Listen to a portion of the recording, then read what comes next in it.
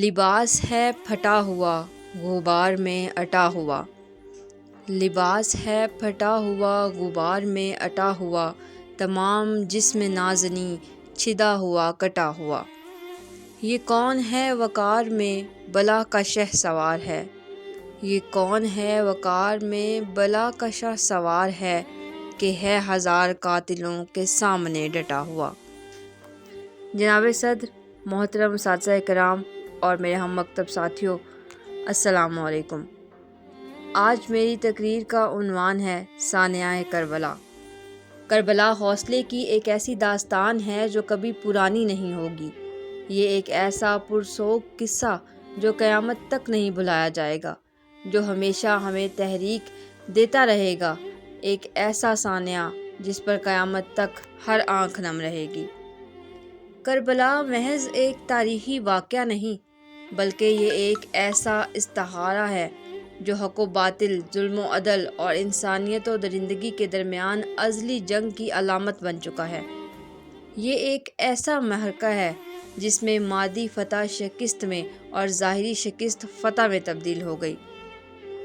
کربلا دو نظریات کا ٹکراؤ تھا۔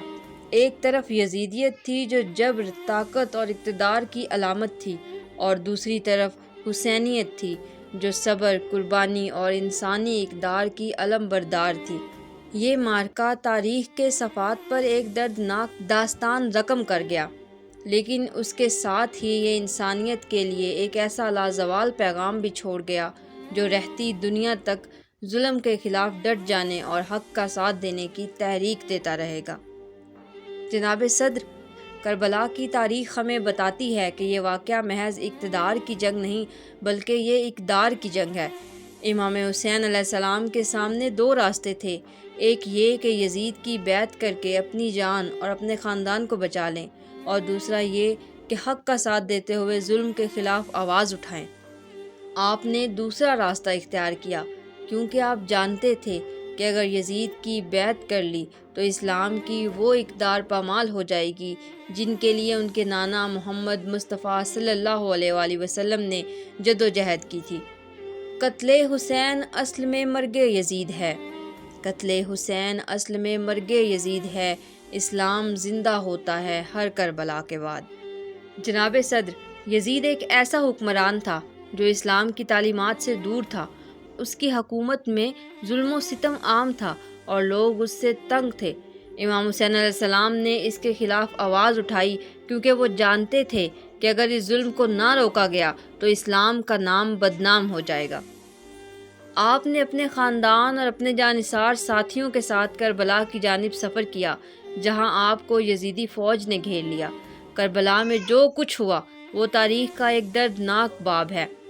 امام حسین علیہ السلام اور ان کے ساتھیوں کو بھوکا پیاسا رکھا گیا، ان پر ظلم و ستم کے پہاڑ توڑے گئے، لیکن انہوں نے حق کا دامن نہیں چھوڑا۔ آخر میں امام حسین علیہ السلام اور ان کے ساتھیوں کو شہید کر دیا گیا، لیکن ان کی شہادت نے یزیدیت کو ہمیشہ کے لیے رسوا کر دیا اور حسینیت کو امر کر دیا۔ کربلا ظلم کا استعارہ ہے، حسینیت امن کا پیمبر۔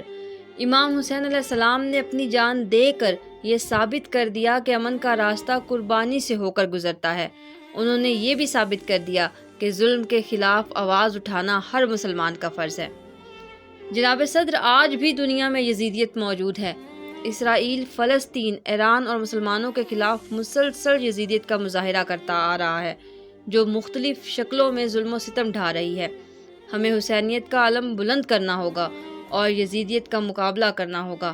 ہمیں ان تمام لوگوں کے خلاف آواز اٹھانی ہوگی جو ظلم و ستم کرتے ہیں اور انسانی حقوق کی خلاف ورزی کرتے ہیں، ورنہ مسلمان اپنی پہچان کھو دیں گے۔ غرور ٹوٹ گیا مگر کوئی مرتبہ نہ ملا، غرور ٹوٹ گیا مگر کوئی مرتبہ نہ ملا، ستم کے بعد بھی کچھ حاصل جفا نہ ملا۔